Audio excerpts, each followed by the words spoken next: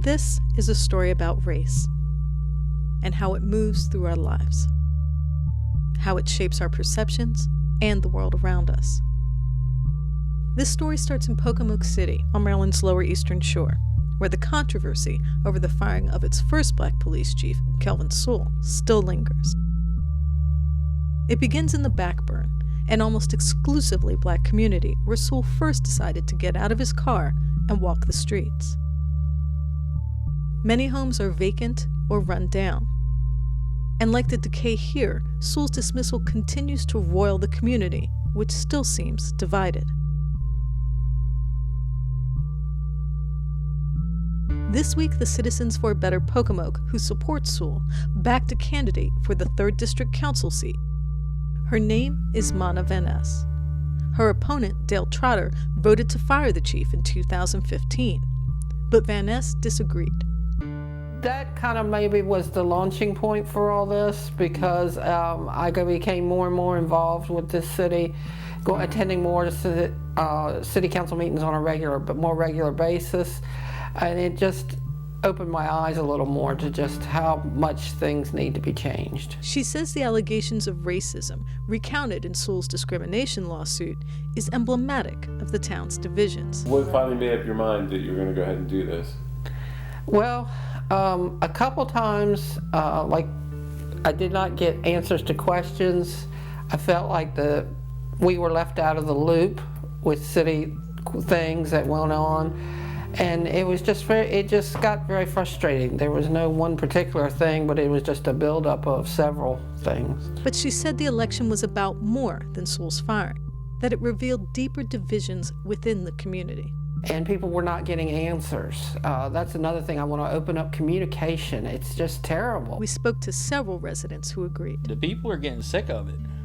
The cops aren't doing their jobs. People don't even call the cops anymore because they know when they do, they're not going to do anything. So they just stay in their homes, lock the doors, and turn their TVs up. Tex is one of them who was willing to go on camera to talk about it. Pretty much once every few days you're hearing gunshots.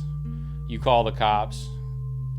They'll show up 15 minutes later, say, well, we'll ride, which direction did it come from? We'll ride around and look. They ride around for less than 2 minutes and then disappear. He told us how his neighborhood has been plagued by burglaries and how he, along with several neighbors, have tried to set up a community watch. But after numerous attempts to work with the police department, they've been unable to even obtain the correct forms. Tried to get a neighborhood watch started over a year ago.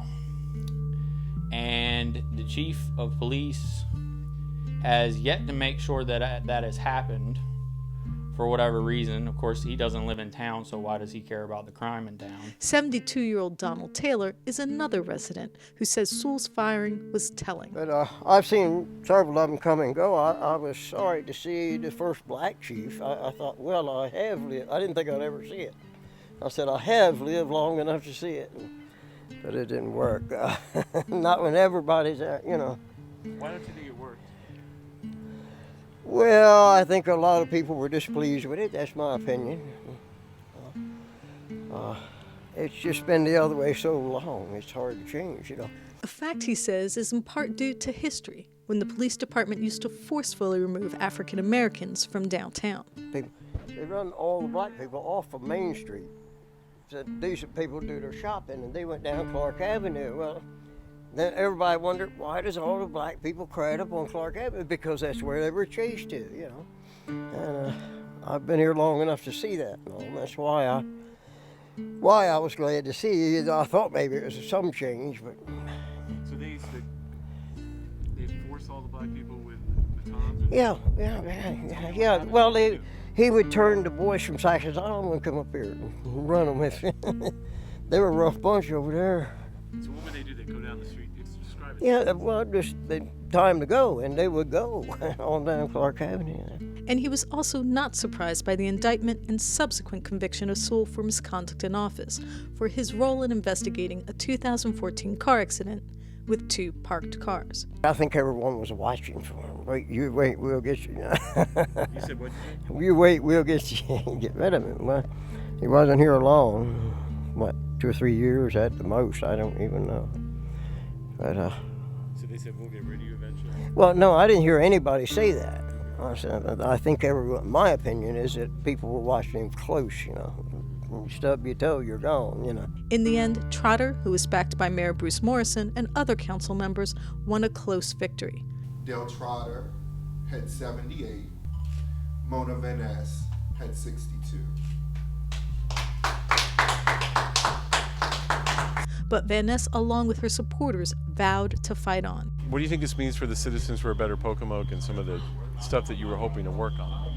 Well, first of all, for the citizens of Pocomoke, I think that they need to get out their mission and get people out to express their opinions and get them to the council meetings and encourage them more to speak out. I will still be attending the council meetings, and I still will be speaking out, and I'll give people a voice if they don't wish to speak out or are not able to. I'll be glad to do that. The question, can a community heal, that is at its core divided? This is Taya Graham and Stephen Janis reporting for the Real News Network in Pocomoke City, Maryland. For full disclosure, Stephen Janis wrote a book with Kelvin D. Sewell.